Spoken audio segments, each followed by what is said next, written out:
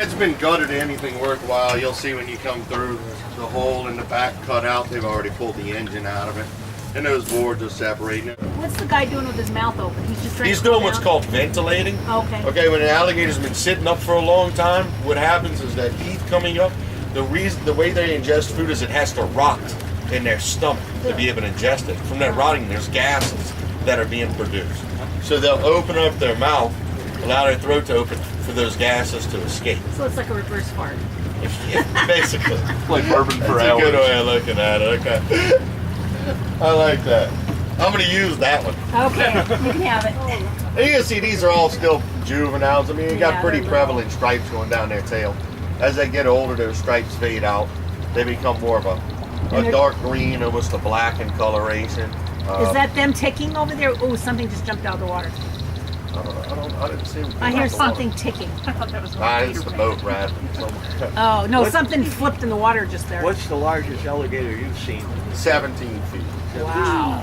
Average size American alligator in the wild, there's only 5 to 7 feet. 17. You know, I'm not saying we don't have some bigger ones. In the summer, we'll see some 10-footers here and there, but 17 foot's the biggest alligator I know of in the swamp.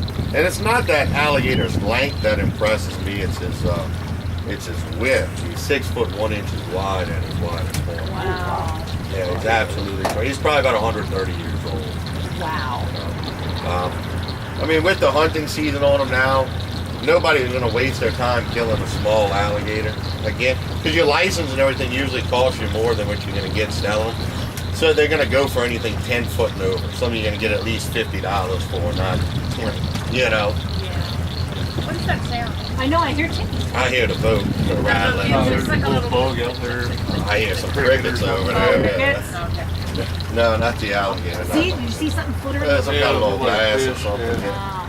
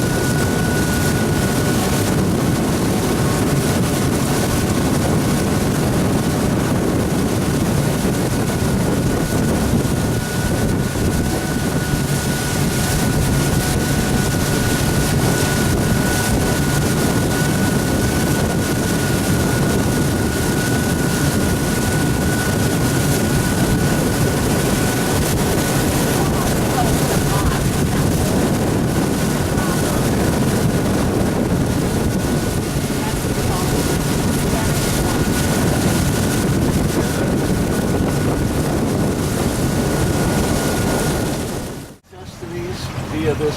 Well, for the houseboat, these are all full-time residents. These are all land-based. This is all car access here. You can see these are all land-based here. Yeah, it's got a little path going up to it. Living off the land. Whether it be commercial trapping, ecotourism, fishing, some are commercial shrimp, some are crawfishing, ripper collection, ecotourism. They're doing a little anything to make $1. I mean, Just so they can live here? like this person here looks to be a hoarder. It's just weird to believe that's not land, that it's all water. It's just, It's not deep now, you know. As Yeah. you can see, it's only a few inches. but still. You can, a few inches or maybe a foot. You can walk around. It's not going to be clean now. No. I mean, this waterway we're actually in right now, this is what's classified as an oxbow. It doesn't sound bad, but It's we have humid. 100% humidity. Yeah, it's like. It's hard. When I die and go to hell, I'm well prepared. Okay, and you get days in August too, upwards of 106 degrees, and with the humidity like that, your heat index is in the 130. Well, it's like Palm Springs. It's It's like- miserable. You know, you just feel filthy all the time. You're And it outside rains all day long. You gotta go every get water. afternoon in the summer. and it's exhausting. It is. Humidity is so exhausting. Everyone, oh, you must be used to it. It's like, no, you don't get used to it. I remember always thinking, why the hell would have anyone ever settled in southeast Louisiana, you know, before air conditioning? And I got to experience it after Katrina. Oh, it was horrible. In 39 days without power. Oh. Oh, wow. It's really beautiful in here, though.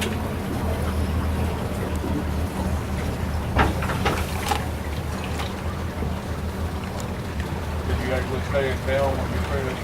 Yes, sir. I wasn't raised to evacuate. You just prepare, you know. Prepare for the worst, hope for the best.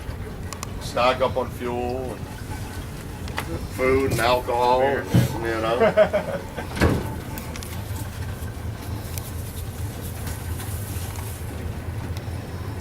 Soon, in the end of March, you're coming here. This area will be lined with wild iris. It's gorgeous. Oh, I'll bet. Everything will start, you know, your colors will They'll start start coming back to the blooming. trees. They'll start getting their leaves back, and then we did have some Native Americans out here. Our Indian tribe in this swamp were the Kalapisa. They're one of the lesser known tribes, actually part of the Muskegon Indian family, which was the first family to build an alliance with the French. In Iberville's writings, he always described them as being covered with mud. They did that to provide camouflage for themselves. They didn't hunt with bows or arrows, spears out here. What they did for housing is they would take palmetto leaves.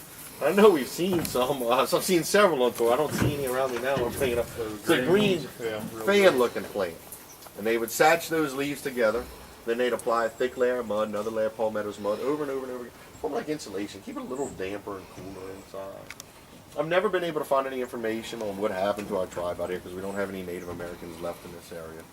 You have some Indian burial mounds and stuff out here. I don't know if it was malaria or, you know, or if they were just slaughtered by, you know, some other group.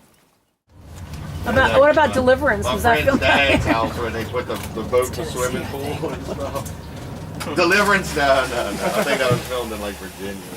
But you got the entire cast out here, don't get me wrong. When I started hearing dueling banjos out here, I get all clenched up. You know?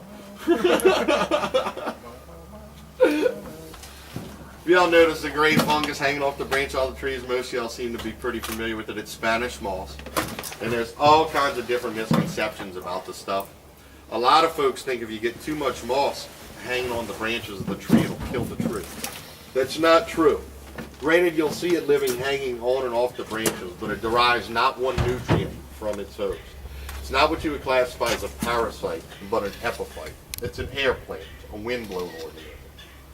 When I was a kid and we'd go into New Orleans and you'd drive up St. Charles Avenue or Esplanade Avenue, see all these big, beautiful live oaks. They used to have a lot more moss than they have today. The reason for it, you got a lot more pollution now. Car traffic, mosquito control.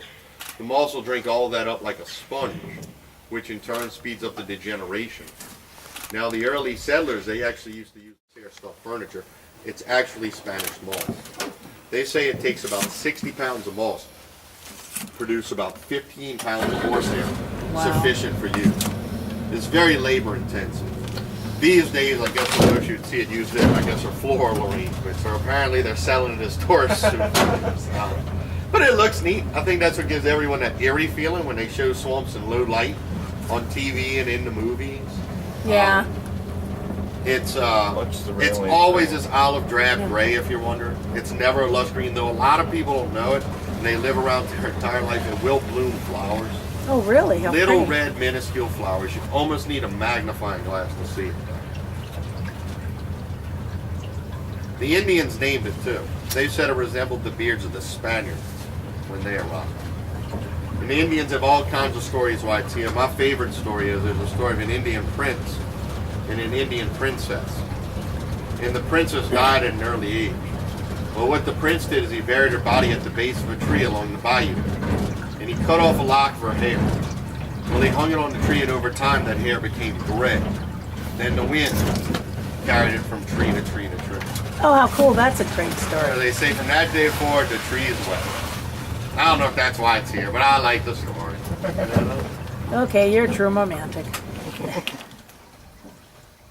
Yeah, it's definitely a cool place out here. And the swamp's not all like this, okay? Hence the name Honey Island Swamp. you have islands of land out here. And the Honey Island would be the biggest island of this one. That island's about 20,000 acres. When I say island, your land's about 5 feet higher than the water level is here. And then throughout it, you have low-lying areas like this.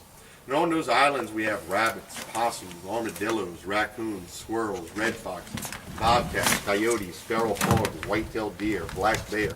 It's a small Are you one. going great whites and lesser blue? Not so great. He's got some issues.